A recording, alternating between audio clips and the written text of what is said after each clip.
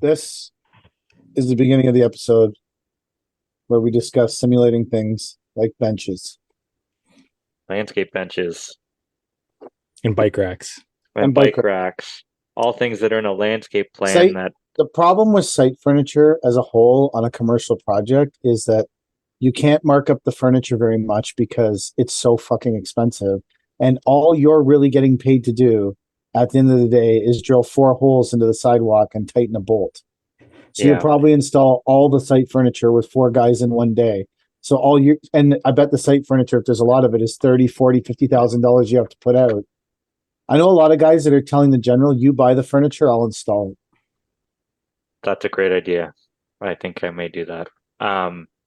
Or you tell the general they have to pay you in advance for the furniture once it's ordered.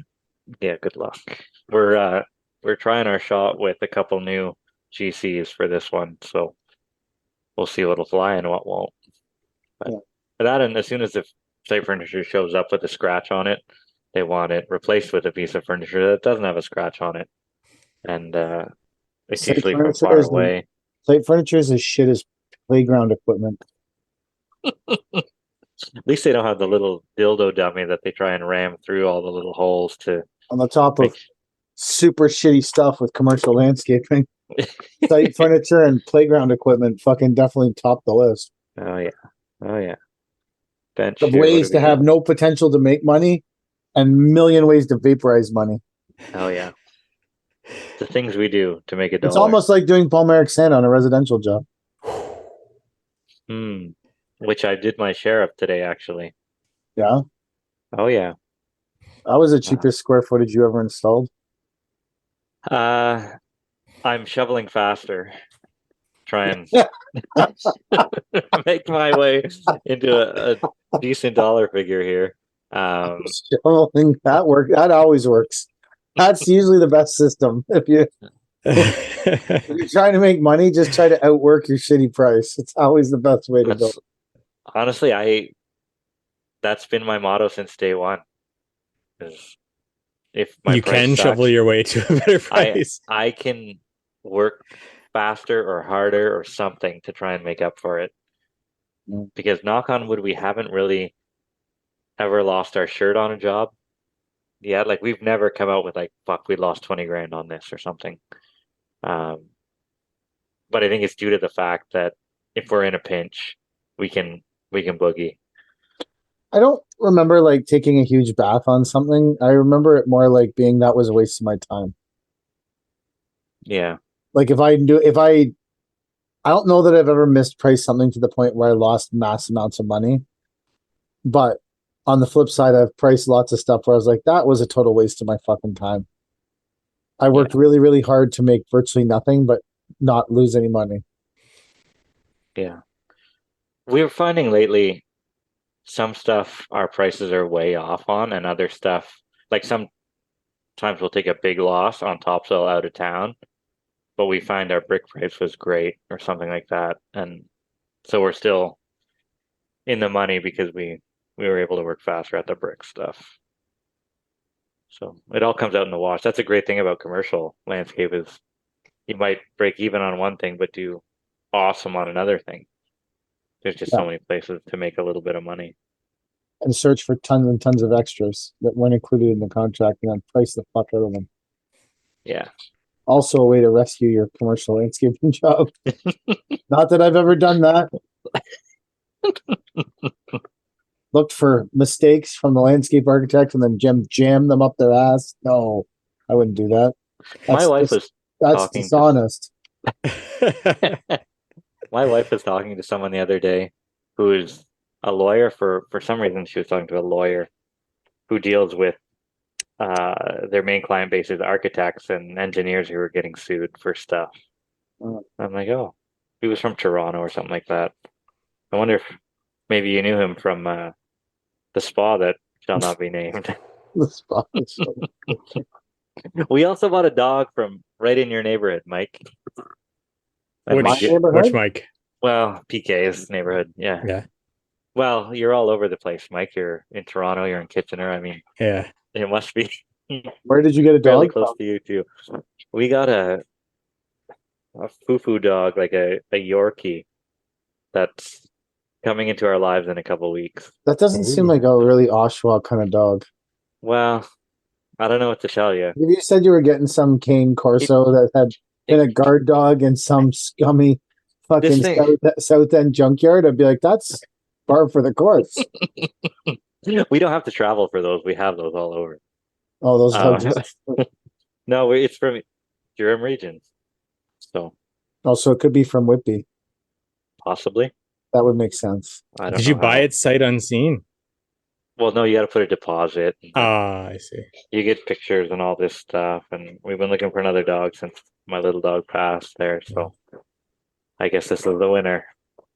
As much as I like a big dog, we're getting a small dog. We've Small got us a dogs are couple of small dogs. I didn't tell you, our small dog causes no trouble, but he also only has 3 legs. Well, he has 2 legs and one leg doesn't work at all, the third leg. So if you let your dog get run over by a car in Mexico, the small dog will become less yippy and less of a problem. Especially if its legs get cut off. Wow. It's not nearly as active, kind of lays around. I came home today and the dog was on the ottoman in the living room. And I was like, that's a shitty place if you're a 2-legged dog. There's no way down. And there was no one else in the house except for me. And I was like, how long has the dog been on this ottoman? What the fuck is going on here? Who How left did the it get- dog? Well, someone would have to have physically put him there because there's no way he could get there on his own. I'm like, someone was pretty shitty to you, Petey. The fuck? That's just crazy. Just like a But then- turtle on his back. Then Nate came wandering from downstairs and was like, "Oh, I was just going downstairs to the bathroom," and I'm like, "Oh, so you just left the dog on the ottoman?" He's like, "Oh, I was coming right back." I'm like, hopefully, he didn't get distracted by video games or something. It's like, "Oh, you came home, so it's all okay." So I ran a poll because I know you guys know I've sort of been like really pushing the fact that I think that the positivity market on the internet is saturated and there's no way to bust into it. So you got to take different directions if you want to be successful on the internet now. You can't just go to the, so I ran a poll because on notes yesterday, on my notes, I noticed that Caleb had put out that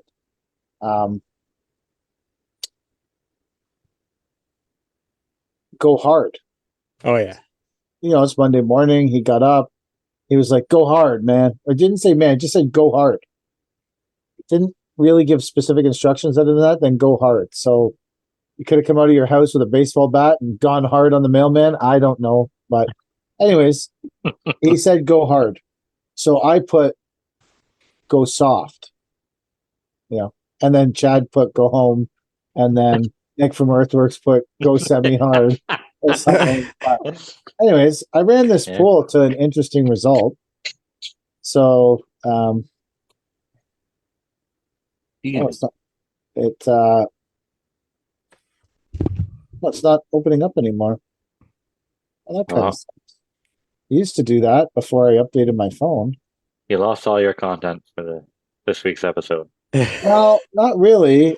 So in final I don't know why it's not opening up anymore. That's really kind of disappointing, to be honest. You probably have to go to archive. I'm having trouble going to my profile and clicking on the stories that are still live. It doesn't let me do that anymore.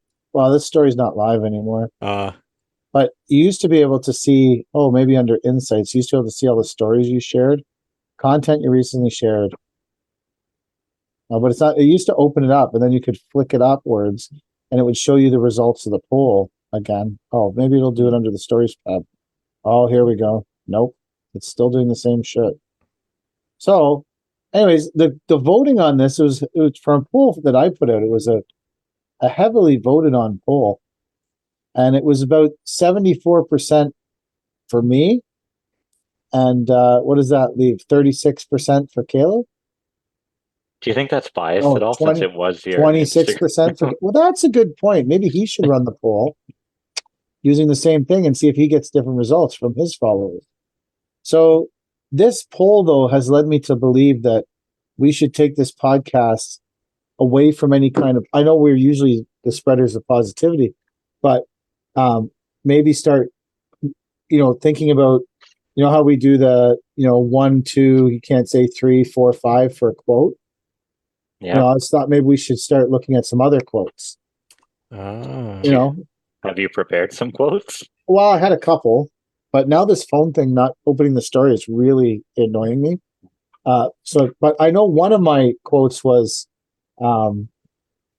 always dwell on the past. Always. Good one. What would you guys, as if we are now purveyors of mediocrity? I don't want to say we're purveyors of negativity, but we are purveyors of mediocrity. Because I honestly, I feel like the whole raw positivity quotes is just an oversaturated market, and we're never going to get anywhere with this podcast if we keep going down that road. So where would you put in a quote of mediocrity, where would you put always dwell on the past? 1 to 5, can't use 3. 1 to 5, can't use 3. Mike knows the drill. I'd say that's a 5. That's a 5. Yeah, that's up there for sure. If you want to remain mediocre, that's a 5. Yeah, absolutely. Yeah, I suppose you're right. Yeah. I think it's a 4. I think there's better quotes to keep you in mediocrity than that. What if you were crazily successful in your past? This might drive you to some more success. I think if you're successful, very successful in the past, and you dwell on the past, it makes you stagnant. You'll just keep on doing the same thing, and eventually you'll become unsuccessful. That's true. So you think if you do the same thing over and over and over again, there's no way to be successful? Yeah, because what got you here won't get you there. There's a quote we can rate 1 to 5, because I've heard that a few times. What got me here, I just do more of what got me here to get me there, I think. And I think I'm getting there. I think that, though, there's an argument against Mike's point, because I feel like the Mars bar hasn't particularly changed much in 100 years, and people are still getting rich off that motherfucker. I think that some people, depending on their personality, if they hit some sort of success, they become, I guess, like I said, stagnant, or they stop doing the things that got them to that success. What if they're just really tired? Could be burnout. I'm feeling that. I'm really tired. Yeah.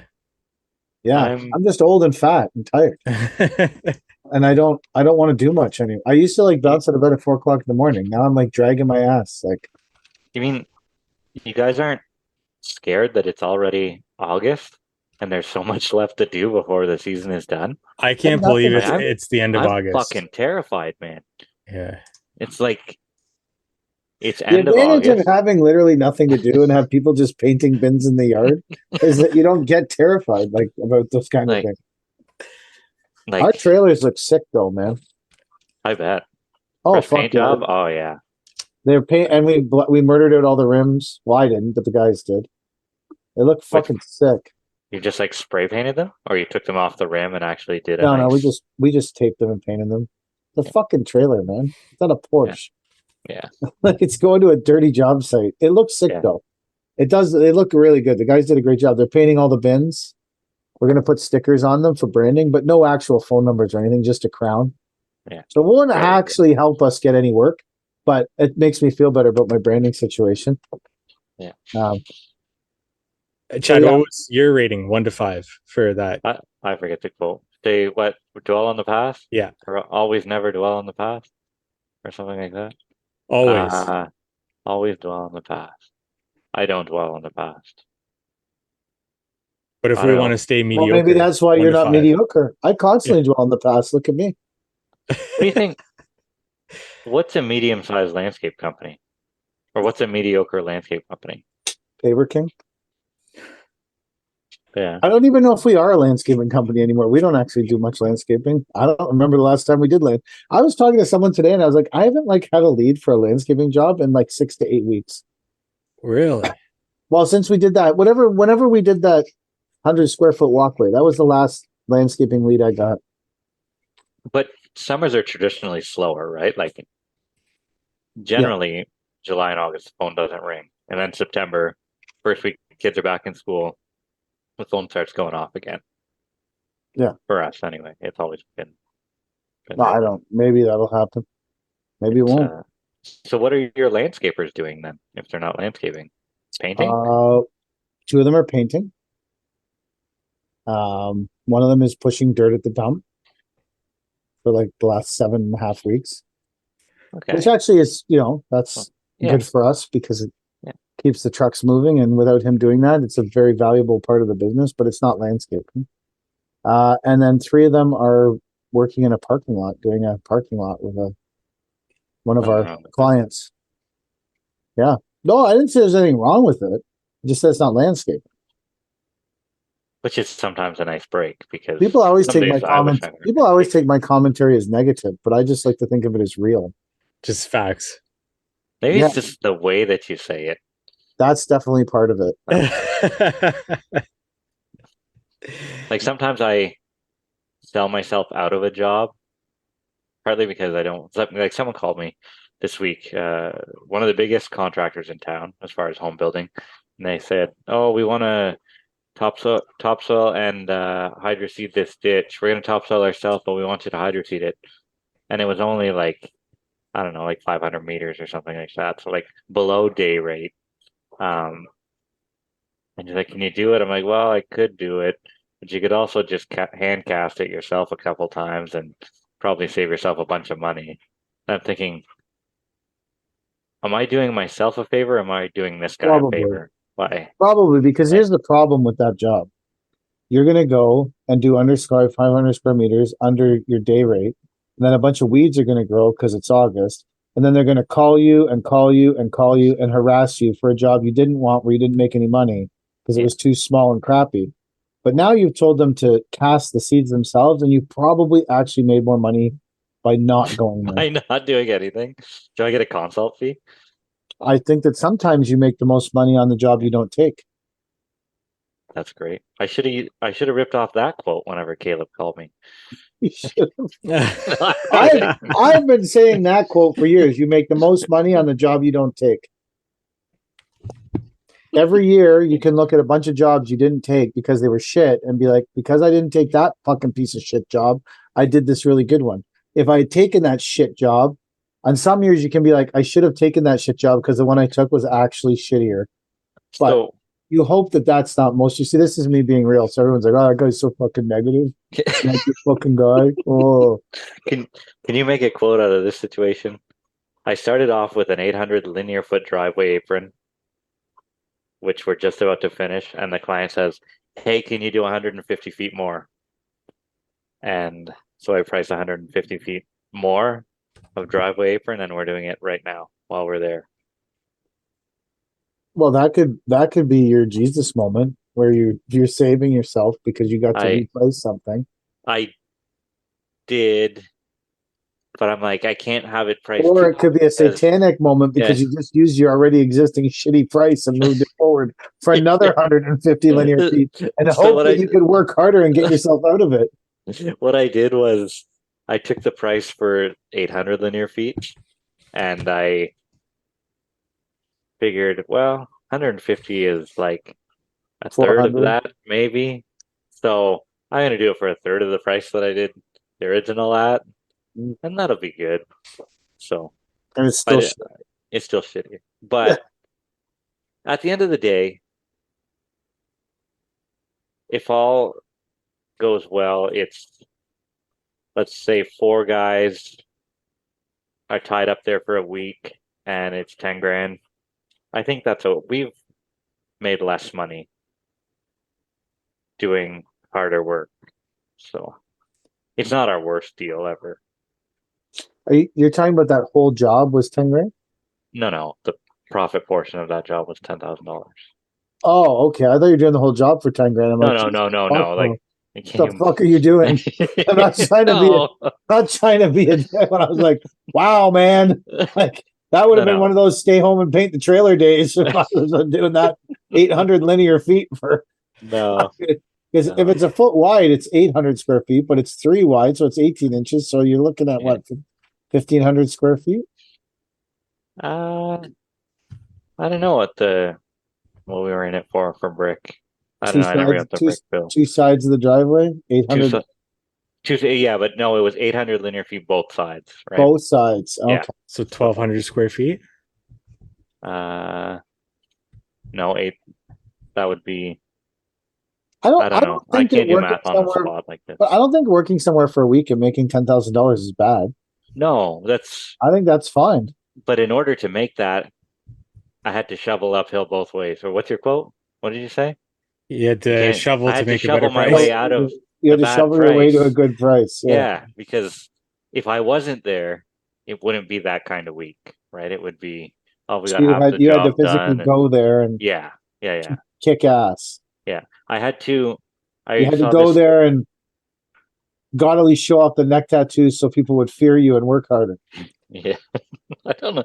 I don't know if they fear me. One does, but I heard a quote last week, was it? And you made fun of me for this. I think someone like I Warren made fun Buffett. of you? Yeah, Warren Buffett said, "Don't do the barking for your dogs," which I think means don't do the work that you hired Yeah. your employees to do, right? I feel like that's what he's saying.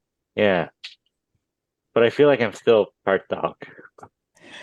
You did like half the barking. I did half the barking.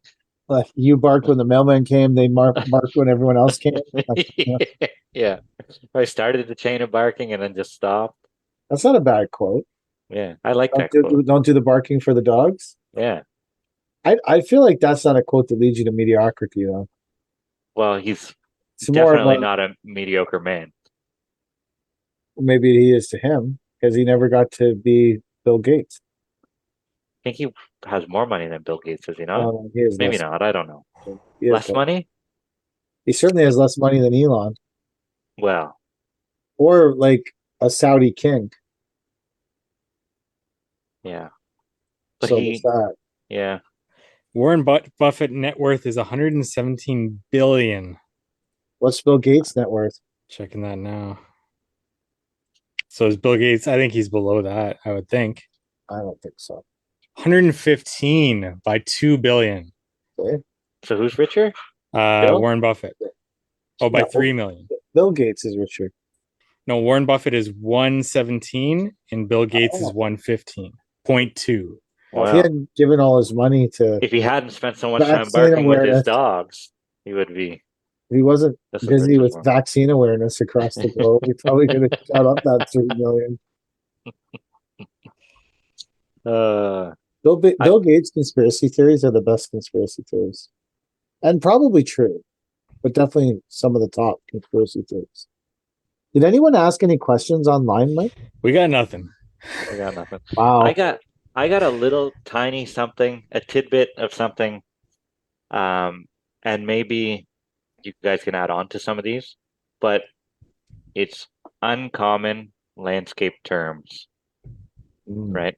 So things you may have come across in your landscape career, they may be called something else where you're from, but I'm going to say a couple of these things, and you tell me if you know what it is, or maybe it's called something different where you're from. In landscape construction, in civil construction, sort of the stuff that we do, what's a pork chop? I have no idea. Portuguese person. Really? I don't think we have any Portuguese people here. Okay, so I'm not saying that's how I refer to Portuguese people. Just saying that in my life on construction sites, being that I'm old, and maybe construction sites weren't as woke 35 years ago as they are now. Maybe. Potentially, possibly, I've heard people, maybe refer to Portuguese people that way. Weren't you featured on a Portuguese channel? Yeah. Okay. Well, they know I'm not the one who's referring to them that way. I see. I'm just talking real here.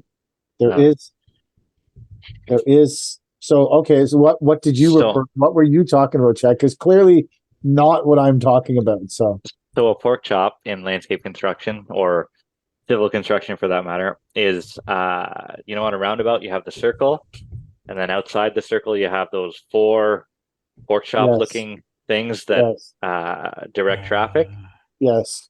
and they're often They full also look plants. like triangles. Yeah, but in the construction world, those are called pork chops. So Gotcha. next time you're going through a roundabout, you can impress your wife and child by saying, "Hey, that's a pork chop." Great planting in the pork chop. Or if you're going to the Chin picnic, the Chin radio picnic, you can impress your wife and child by saying, "Gotta be careful where you use that term, bro. I'm sorry. I don't think it's maybe Chin picnic is Italian. I don't know. I don't know a lot about picnics. I fucking hate picnics. Maybe because they're outside. That's We exactly know how why you feel about being outside. That's exactly why I fucking hate them. Why would you want to be outside? Yeah. Well, not if I'm not working. Not if you're not working. Number 2, this one's very easy for most of us. If I say scarification, what am I talking about? You're roughing up the soil in the bottom of the thing for the permeable pavers. Yeah. Or Mike, you could be roughing it up. You could also be roughing it up in a tree hole. Yeah. That's exactly it. I don't think there's too much debate on that one. What is potato stone? River rock? Oh, Potato stone is river rock that's all gray and it's got pock marks in it from the fossils that fell out of it, so that looks like a potato. do we call potato stone just? It's the river stone that's not the small stuff. It's like probably at least 3-inch, 3 to 3 or 5. 4-inch. Yeah, that's what we would call potato stone. Right. I've asked for it before, and people had no clue. Like when I'm out of town, about what potato stone is. Really? Either of you guys heard of Stevie? No. What's that? One second, my kid's going off. What's up, Noodle? Can you get? Okay, can you give me 1 second? Hold that thought, guys. I gotta get my daughter some water. Okay, sounds Okay. good. What did he say? Stevie? Yeah, Stevie? I don't know what that is. I have no idea what that is either. Well, that's awkward because he left. I'm going through our messages on the Not Our Finest Hour account because we have gotten questions for like the past couple of months that I've not brought to our attention. So there are a few questions that sounds like something that we would do right yeah, now. it does. Like that definitely sounds like something that could happen to us. And then if we really run out of things to talk about, we still have a tier list that we could do. Ooh, sorry, guys. Nothing like a good tier list. Yeah. All right, Chad. Yeah, Stevie, what is that? Stevie. Neither one of you guys. Any guess? No, I don't know what that is. It's a tool from possibly our friends at. Is it Tech Tape? Pape So tool? Tool Pape? Stevie lifts the bricks out of the spot that they're not in. I mean, so like say you have a square and you need to get that square out. Instead of using 2 nails or whatever, you grab the Stevie. And I've heard multiple landscape companies call this tool a Stevie. Not mine. I've never heard that. What do you guys call it use? the paver puller. Oh, I think it's more personable to be called Stevie. Unless you're Stevie. Yeah. Yeah, I have a funny story about a Stevie. Let's hear it. So another August, many Augusts ago, we were also slow in the commercial landscaping business. And so what we did that time was we just sent everyone to this townhouse site we had that wasn't ready for us to be there. And we started just getting it ready for us to be there and charging them by the hour. But we didn't really ask their permission to do that. But we needed something to do, so we were all there. So I was there with this. We had way too many people for the work that we weren't authorized to be doing, but we were doing anyways. And we had way too many people to be doing the unauthorized work. So I had some extra people with me. So we had a kid named Stevie working with us. And he said to me, what's my job here today? And I said, every time the super comes around the corner, grab this fence. There's like a construction fence, like an orange construction fence. I said, grab this fence and just shake the fuck out of it. And as long as he's in vision, just keep shaking that fucking fence as hard as you can. And it'll look like you're doing something. And that guy will be like, man, I'm so happy I'm paying hourly for that guy. He's working his fucking ass off. I was like, just work your way slowly through the whole day, shaking the fence, taking the fence down, shake the fence, but only work if the guy sees you. Because it was on the back of the side. And he was like, okay. So then the first time the guy came around, he wasn't doing it. I was like, shake the fucking fence. And he was like, oh, screaming. So for many years after that, people used to have the term when we were like, you know, working our asses off for our clients.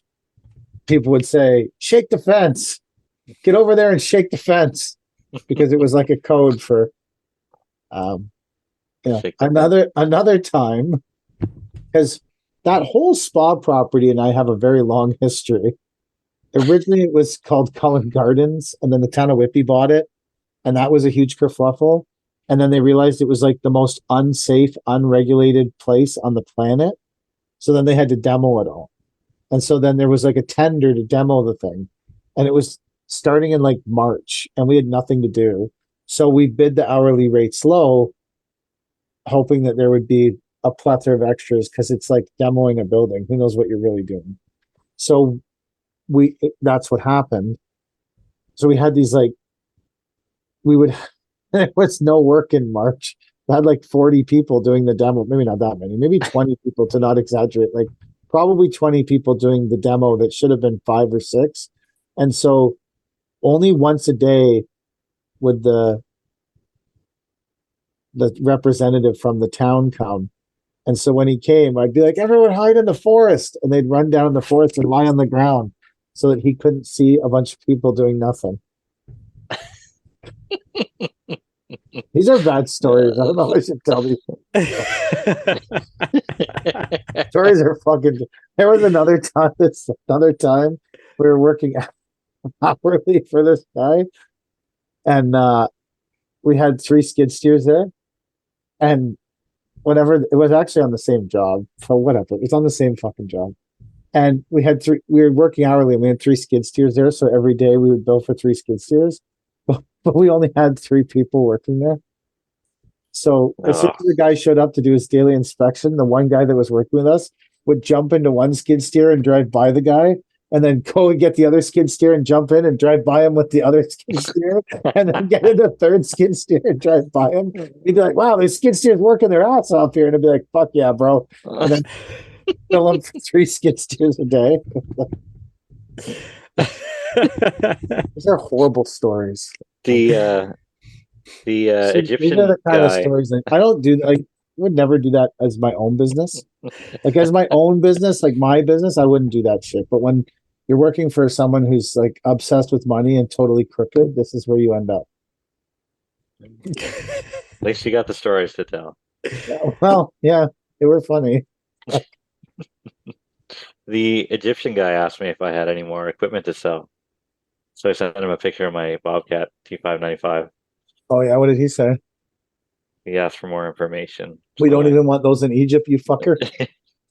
What the fuck are you gonna do with a Bobcat in Egypt? I've seen your fucking stories. I know quite well that thing is not good. It's I don't know. It's for sale now. So here's this is my whole life, and it's happening to me right now while we're doing this. So we're attempting to move our calendar and our time tracking for the guys, our time cards, to this app called Connect Team. So I don't know anything about the app. I'm sort of new into it for the scheduling and stuff. And so I said to everyone, I'm going to send you it texts you a link, accept it, download the app, do nothing with it. I don't even know what the fuck's going on with it. It's going to take me all week to learn it. I want to put some stuff in it and see how it reacts. One of our drivers has gone to Cuba, so I have her phone, and I'm like, I'm going to have my experience as the administrator, and I'm also going to have the experience because I'll have both phones, so I can see how it works and how it flows. And they said, yeah. I said, so don't do anything with it. I just want it on everyone's phone. Please don't do anything with it. Immediately, within an hour of sending out the text, I got 2 vacation requests through the app. I'm like, This is a prime example of people not doing what I fucking. And so now a bunch of people started using it as a time clock, and I'm like, again, I don't know how it fucking works. Stop fucking doing that. Oh my fucking god! Like, Wow. Anyway. I think this will be good in the long term, but in the short term, this will be a lot of pain, like a boatload of fucking pain. It's called Connect Team. Connect Team. Yeah, that's what it's called. And it has calendar. Fuck, should we really be talking? It's called Team Connect. I was fucking giving these motherfuckers free advertising on this podcast. Fucking all of Dominican just started downloading Connect Team. So where are they going to go on vacation? Their life's a vacation. People from Dominican? Yeah, where do they go on vacation? Now it's saying people are editing shifts. I don't know why they're doing that. Like they're editing their shifts. Hey, Mike, that's supposed do you to be not have control of my company? No. I have no control over the company. Yeah, thank you though. I appreciate you thinking. I appreciate you maybe hinting that I do. Does the H2HQ have time? It does have time tracking coming up, or is it already out? Yeah, but is it time tracking for the job site, or is it time tracking for people's time cards? So you can do it by job site, or you can just do it in general. Yeah, but would that produce a time card at the end of the week? Yeah. It would be a PDF document for each employee. We are in, if you're listening to this right now, probably next week it'll be finalized. Wow. Which is it's out right now, but we're testing it and seeing how it goes. But next week we've got the final updates coming out, and but I'm always interested in what other solutions are out there, because I will never think that we're 100% correct in everything that we do, so we can continue to update. So this one, Cody clocked in at 6:52 a.m. Good on her. She was supposed to be in there between 6:45 and 7. So she's right in the fucking middle. Yeah. And then she clocked out at 5:30. Let's see. She worked a total of 10 hours and 37 minutes. And his edit request is pending. Does she get paid for the fractional time that she worked, like the 7 minutes? I don't. This is this is a new system, bro. I wonder how that works, because I'm sure you're not the first one to have people clock out at a time that. Well, you would add them all up, I guess, at the end of the week and hope they worked out to an even quarter hour. That'll probably happen every week for sure. Not. I don't know what happens. Edit request is pending approval by a manager. See what happens when you hit that. I don't know what we're trying to edit here, though. And this helps scheduling too, PK? Again. Oh, yeah, right. I'm the wrong person to talk to. Again, I don't know yet. I managed to get everyone to download this onto their. Well, no, I still had one pending. I can look. Let's look it up and see. And can you do roots on this? Can I do what? Roots? What's roots? Root density. Root density. I don't know. Again, so I have two people that have never. I have 3 people that have never logged in. So I have one person is in Cuba and I have her phone, so she is absolutely following the directions of download the app and do nothing. Yes, I'm in control of it. I have at least 5 people that have started using the app and 3 people that have neglected to download it. So, fucking crushing the production of this app to my company. I was like, I wanted to be able to put like all their schedules in, but I haven't done that yet. Because I don't know if edit shit, like, I didn't change anything. I guess maybe I have to approve every shift. That's going to suck. if I have to approve every shift, that's going to suck hard. Yeah. I See guess that that's taking up what a you're lot of your supposed to. time. I guess that's what you're supposed to do if you're managing things. You're supposed to be like, that's what you do. You manage stuff like that. When you drive a bin truck all day and completely ignore these items, that's how you get where I am. Yeah. Like that's the whole point of working on your business, not in your business. If you're working on your business, you're editing shifts and checking the exact minutes people work, I guess. I don't see me being successful at that. I'm gonna be honest. You're barking for your dogs. But by checking their shifts? No, I'm doing the opposite of that. Barking for the dogs is me driving the bin truck. Yeah, you're right. Checking the shifts and doing the paperwork, that's me doing that feeding the dogs? I guess. You feed the dogs bark, your fucking money comes in. You become richer than Bill Gates overnight. It's just that simple. By 3 billion. I like this thing. I'm kind of making fun of it now, but it also works on my computer. So I think that I want to take the time to go ahead. Like, see, I was going to do this all on Sunday, but then I ended up at fucking TELUS all day. So, because we're switching over all our phones to TELUS, not because I just had started to hate Bell so much it was consuming my life. Now, I don't believe that any telephone provider in Canada is good. I think all telephone providers in Canada are total shit.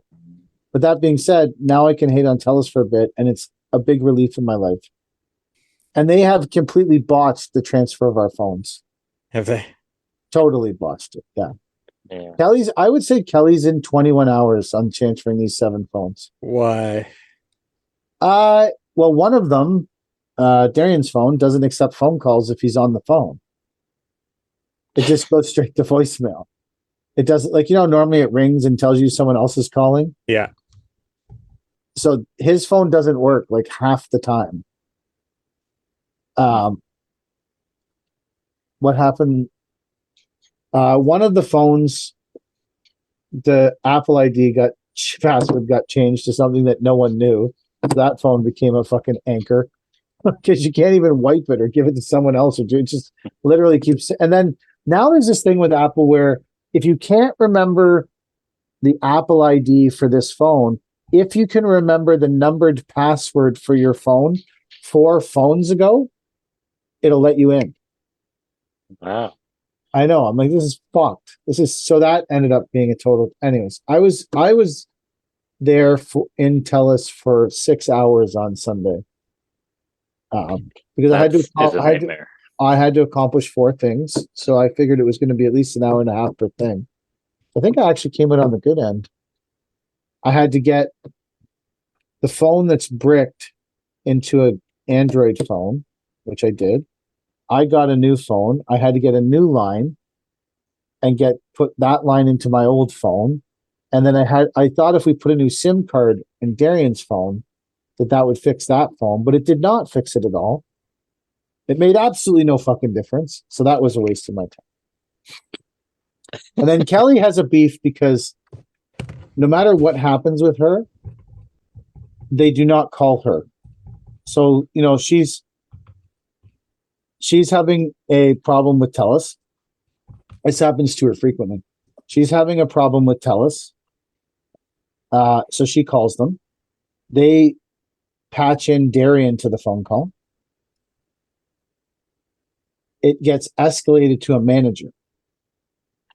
Wow. And the manager has to call you back later because the manager at TELUS is not available at that moment. They're too important, and they will call you back when they have free time. So the manager gets the file. Kelly's the sole person on this decision maker on this account of 7 phones.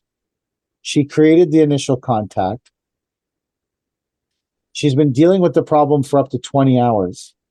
But when this manager gets this, he looks at the 2 names on the sheet and goes, "Oh, Darian has a penis. I'll call him." How dare he assume that? It happens. Okay. But that happens because Kelly manages a lot of our stuff, because obviously everyone knows that I'm not capable of it.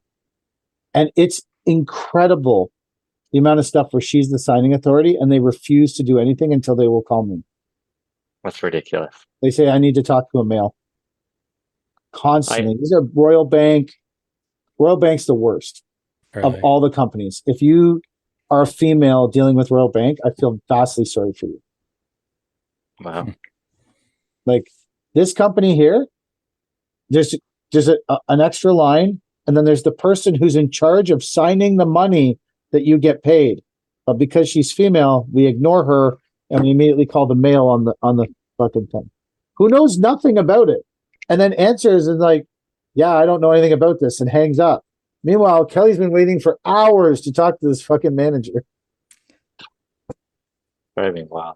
See, like I'm the opposite. I would, if I need something on site, I'm not going to call the site super or whatever. I'm going to call their office, because their office, the woman in the office, will deal with the fucking problem.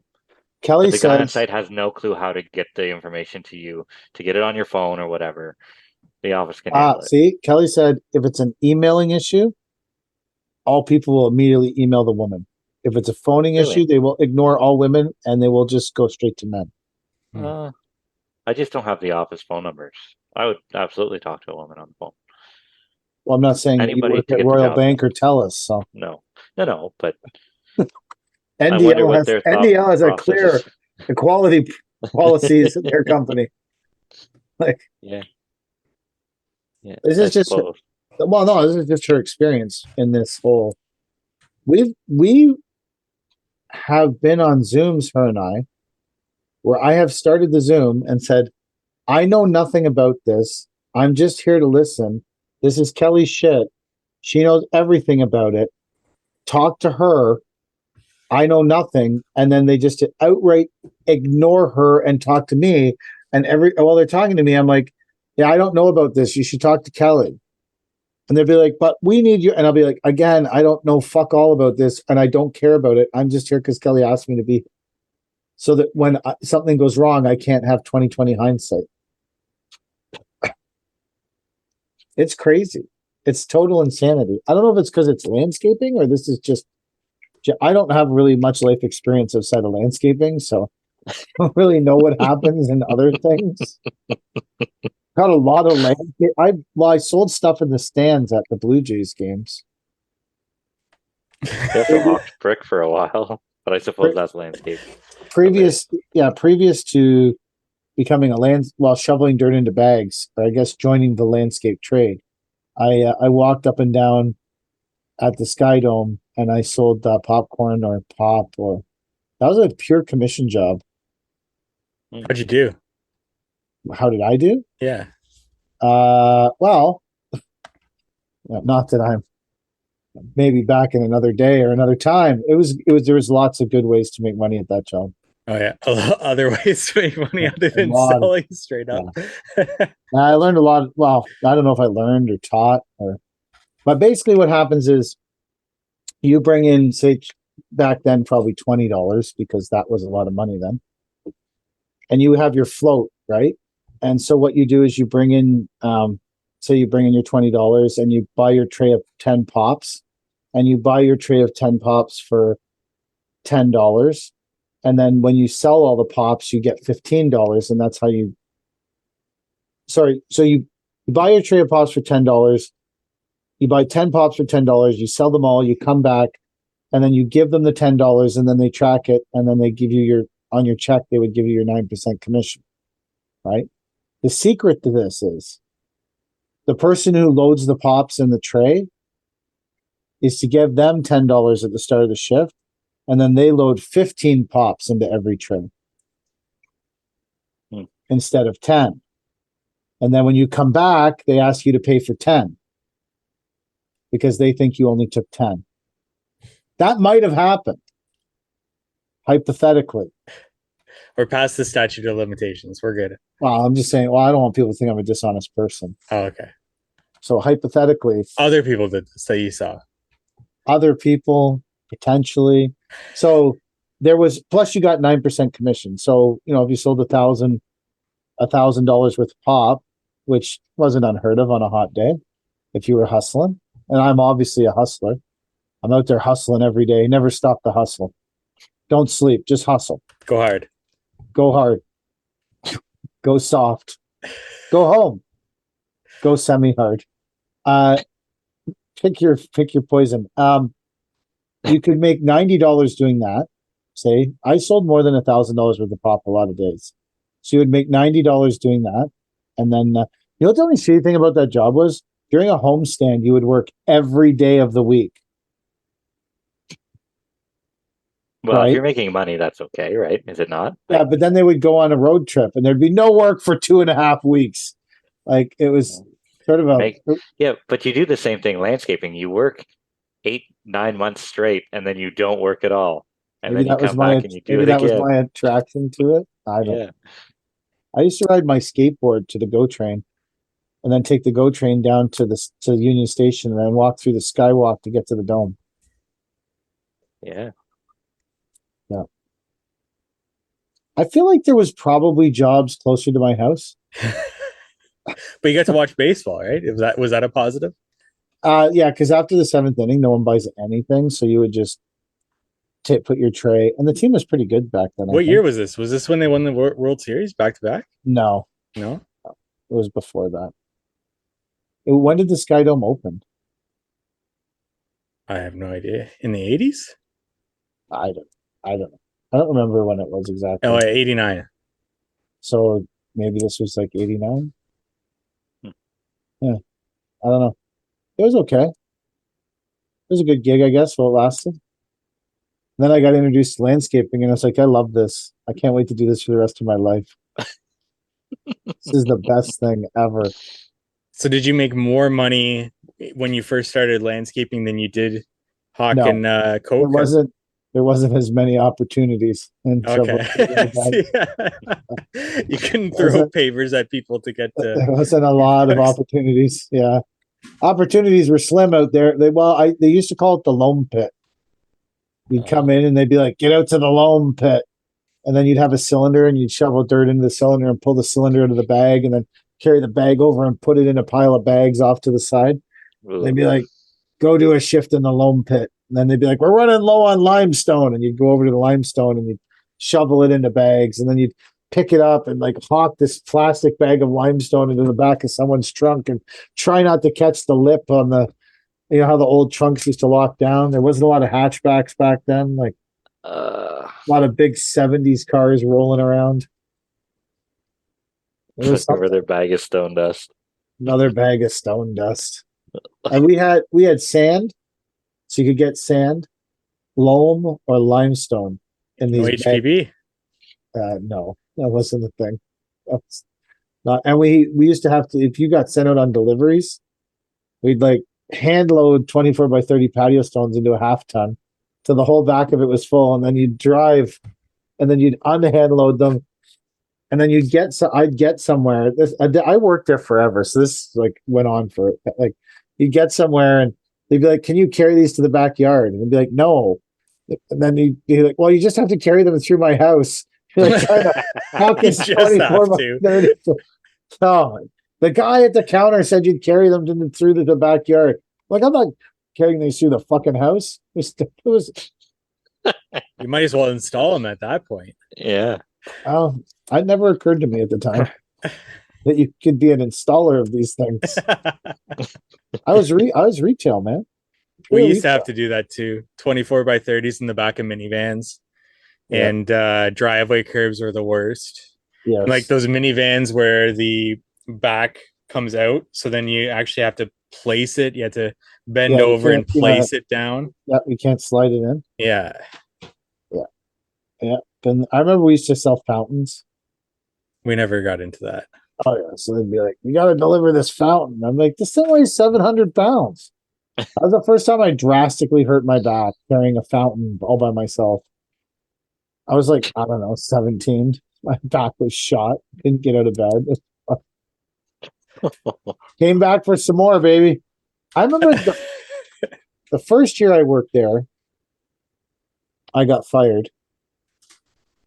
And I went to go be a timekeeper. So I was like a timekeeper at hockey, like men's hockey, doing a timekeeper. But then the season ended.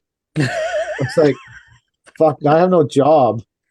And then the guy who fired me was like, and I had hit him with my car when I got fired leaving there. Oh, so is that why you got fired? No. So Um, you got fired, so you decided to hit him with Like I, his on car? on purpose, you hit him with the car, yeah, I ran him down, motherfucker. and he okay. This is going to get into a real torrid story. Yeah, we can't skip over this, can we? So at some point when I was working there, uh, I had to go get my mom from work. Okay, so the guy I was working the day shift. The day shift was like 9 to 4, and the night shift was 4 to 8. And the 4 to 8 kid didn't show up. And I said, okay, well, listen, I'm going to run down to my mom's work, pick her up, drive her home, and I'm going to come back.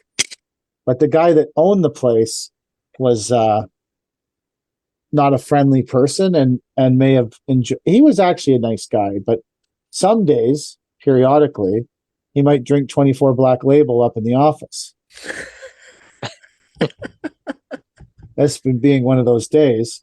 He started yelling at me that I wasn't allowed to leave, and I was like, "Yeah, fuck you, dude. I'm going to go get my mom." And then I went and got my car from the back, and I was ripping out, and he stepped in front of the car to stop me from leaving, so I just hit him. He went flying, and I went to get my mom. Maybe he didn't remember it. Maybe that's why you Well, got that your could. job back. So when I picked up my mom, I said, "I think that I think the police might come." You know, she said, "Okay," and then they just never came, and I waited a long time, and then I was fired. So that's when I became the timekeeper. And in the spring, when the timekeeping ended, they were back at the garden center was obviously opening back up, and by then everyone had forgotten about the whole incident. So they're like, "Oh, we should get that Mike guy back because he worked really hard and he bagged a lot of dirt." And so then they called me and said, "Do you want your job back?" And I was like, "Sure." And I went back to work and I started bagging dirt again. That so. You're was a dirtbagger. Yeah. I They're- got fired like 2 or 3 times, I think, from that place. I kept coming back. all for We, hitting we the had guy a- with the car.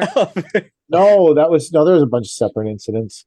We had a guy once and we called it running the gauntlet. And he quit and came back. He got laid off and came back. He got fired and came back. So we called that running the gauntlet. He had run it's like, what are they hitting for the cycle? Oh yeah. If you can get fired and come back, The quit Gordie and come Howe hat back, trick. get laid off and come back, you've hit the Gordie Howe landscape hat trick. Oh man. But all that shit was happening in such a different world, right? Yeah. Yeah. Like that shit was happening to me 30 years ago, 35 years. Like it was different back then, man. Like it was just such really different than it is now. Yeah. My daughters and son are 15 and 16, and I can't even fathom them doing the things that I was the way I was being treated by people, the shit that was happening to me.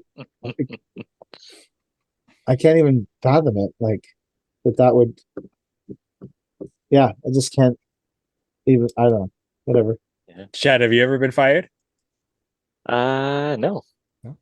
Wait, I worked at a golf course once, and it was Sunday, and like at the beginning, if you were new, you would work all the Sundays, like all the Saturdays, all the Sundays. So it was only a couple hours. You work like 6 in the morning till I don't know, 10 or noon or whatever. And the new guy always had to rake sand traps. So you're on the sand trap raking machine. Basically, you get in the sand trap and you spin around in circles to make all the sand traps nice. And for some reason, my boss was there this Sunday morning, and I fucking hated this guy. Like he was an asshole to no end. Um, and he came up to me and he's like, "Hey, you didn't rake the trap on 13." And I guess I did. I did that right out, like the same order that I did things every other fucking day. So he's like, no, you didn't. I'm like, yes, I did. He's like, you're lying to me. I said, no, I'm not lying. But anyway, I got a new job. I start in 2 weeks. And he was like, well, when were you going to tell me? I said, today. Right after I raised 13. Yeah. And so I went in on Monday, and the lead hand is like, hey, uh, you're fired. Like, oh, okay. Like, I was just gonna do my 2 weeks to be courteous. Like, I don't really want to be here. So I walked next I door to was my gonna house miss and I went home. 14. I was gonna miss 14 today. Yeah. That was a fucking what a job. Like changing ball wash stations and filling water jugs. I remember he yelled at us once before because the girl that I was working with flipped her push mower over on like the fairway or something like that because it was something was caught in it. And he yelled at me because I didn't tell her that she shouldn't do that because gas might spill out onto the fairway. He's like, why didn't you tell her not to do that? I'm like, I'm not her boss. I'm like, I work right beside the girl. What do you want me to Did do? you even know she shouldn't be doing it? No, Well, that's the it main could have just reason. been me, The number like one reason is I would have flipped it over too, bitch. Like, I I didn't take the heat for that one. Like, had no idea that was a. Where yeah, did you work, Mike, before you worked in landscaping? I worked at Sobeys, a grocery store. And I don't know if I got fired or what happened, but I just stopped showing up.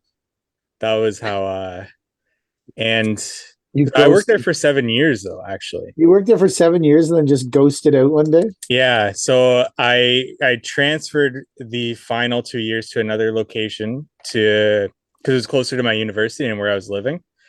And my experience at that location was not like the other one, but I was doing like I was in the cash office counting cash and everything, and they only had me and like another person, but the manager was a dick. And my buddy invited me to his cottage over the May 2-4 weekend, and I put in my time off for May 2-4 weekend, and he still scheduled me. So I was just like, I'm just not going to show up, and then I didn't show up, and I told him this, and he called me and was like, hey, what are you not doing here for? I said, I told you I'm not showing up. Like, and then that's just how it went for the rest that's of it. my time there. It just he kept Yeah. on calling me to show up and I wouldn't show up. And so, Oh, what well. did you do then? Start landscaping? Well, I was already landscaping, and that was doing like side jobs as well as working at the store, at the retail store. So you were working at Sobeys doing side jobs, and so this is the history of why you need to have so much shit going on. Yeah, I guess so, right? I was working like a crazy. I was only working. That's all I was ever doing, and then like meeting up And with you were friends. going to university. Yeah, well, that was during university, so I wasn't really going to classes, which allowed me to do a lot of other things. So yeah, This I is was a historical episode. yeah. This is going into all our past. Background. Yeah. I worked at a meat department for probably 7 years, on and then off when I went to university, and then I came back for a bit, and I worked in between and stuff. And that was all right. It was always cold in there.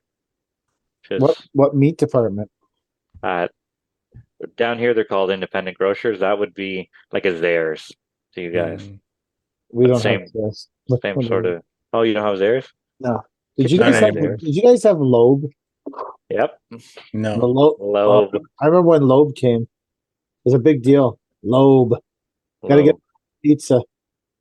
Do you remember the AMP? Did you have an Oh, AMP? yeah, I I remember. remember that, but I don't remember And any near us. and you would drive up to the like drive-through thing, and they'd load your groceries for you in the back of your truck, Oh, I remember those. right? I remember that day. Yeah. Yeah. You That's sit in the back back of the before car. grocery chains made Yeah. $5 billion a quarter. Now you have to bag your own. Or Before you there's have to Yeah. bag them and put them in your car. And bring It's your like- own bags. You're making Yeah. $5 billion a quarter. Yeah. Profiteers. Did you guys see the interview with Justin Trudeau from, I don't know if it was from today, but where he's talking about how Facebook is a terrible corporation because they won't share the They news. won't share the news. Oh, yeah. And he's like, they're putting profits before the safety of Canadians. I'm like, well, dude, if you're governing based on the hope that a California-based company will put their profit over the safety of Canadians that don't even live where their company's based, you're fucked. You should probably not govern on the goodwill of Facebook. Like, what are you talking about, dude? Because I guess they're cranking, like, Facebook's not sharing the news, so people can't get the wildfire news or something. Right. We can't share it either, though, can we? No. Like, we can't. Yeah. Well, So no one can see any news because the legislation says that if Facebook allows CTV, like CTV can't even see CTV news on Wow. Facebook because the They should be legislation says compensated. they have to be compensated if it's shared, which is probably fucking all the news organizations too. Oh, absolutely. Yeah. Today he made a huge thing about it doesn't matter what your perspective is on the issues. News should be shared no matter what, and then refused to answer any questions from Rebel News. It's just like, far for the course. I went down that rabbit hole last night, actually, and it just infuriates me, so I just stopped. Yeah. Oh, the not being able to share the news? Just like him trying to get out in front of it and trying to blame it on somebody else, and just like politics in general, like not taking any responsibility, pointing fingers. Like, they told them that that's what they were going to do. Yeah, exactly. Right. Like, they told them repetitively that we'll just block them. And then Google ran an experiment where they were experimenting blocking the news in Canada so they didn't get into trouble. Because you can't even Google the news, and at some point you won't be able to like look it up on search engines because he wants search engines to pay for sharing news links. Now, apparently, this already exists in Australia, where all of Australian news organizations, or most of them, have struck deals with Google and that, and they're trying to enact it in Europe. So I think this is just like a battle for, because once like Canada does it, then it's closer to home with the US, and then the states try to do it. I think another state is also trying to do this. So I think this is just a sign of things coming, but it's still an independent business. They can do whatever the hell they want. So for you to try to enact that and then to point fingers and blame it on them, that it's their reason why. He's blaming people dying in the wildfires Exactly. on Facebook. Yeah. Like, maybe you should get some firefighters there or not be vacationing in Italy. Maybe these are things that could happen. I don't know. Or like terrible, stupid. I don't understand who, like, was it the news organizations complaining that their stuff was getting shared too much? Who thought this was a problem? Because it doesn't seem like the news organizations thought it was a problem because they were all on social media sharing their stories. Well, I think it's the government not wanting to bring in more money for these news organizations so that they don't have to spend as much to prop them up, right? It's just a dying industry that can't fund itself anymore. So the government funds it, and then the government looks for ways to make more money to be able to fund it. Yeah, they don't want to, like, don't want to be funding the CBC. Right. Well, they do want to fund it. Well, they want to have their hands in the money. They want to bring in more money for themselves to be able to fund it. Have you seen the clip of Pierre Poilievre and the woman says experts, and experts are saying that you are courting the far right vote, and he was like, well, who's saying that? And she had literally she's from the CBC. She had literally just made up the whole thing. And he was like, he's saying to her, well, who said that? Well, experts. Okay, well, what experts? When did they say it? What did they say exactly? Like, I want to respond properly. Or it's a great quote of and it's literally a woman from the CBC just making up shit and saying it to smear the guy. Yeah.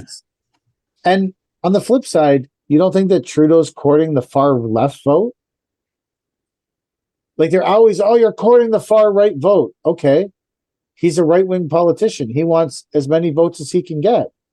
You're a left wing. You don't think that you're courting the far left, ultra woke, crazy. The guy's wearing rainbow fucking socks. Like you're not quoting. Like it's so stupid. Anyways, CBC is such a fucking scam. Have you seen the journalist questioned Trudeau about what he's doing for the environment? And he's like, he's stumbling over his words about using plastic cups. No, I'm not using plastic cups.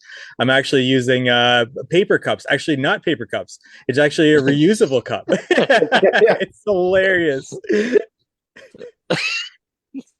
As Mike drinks out of his reusable cup that he's had every week for the last month. Well, I've had that one for a while. I have two today. I have this brown one, and I have this yellow one, and I've actually already drank all the water out of both of them. They're running low as well. Because of the stimulating conversation. So is there any questions, Mike, now that we've covered geopolitical, yeah, like the Australian news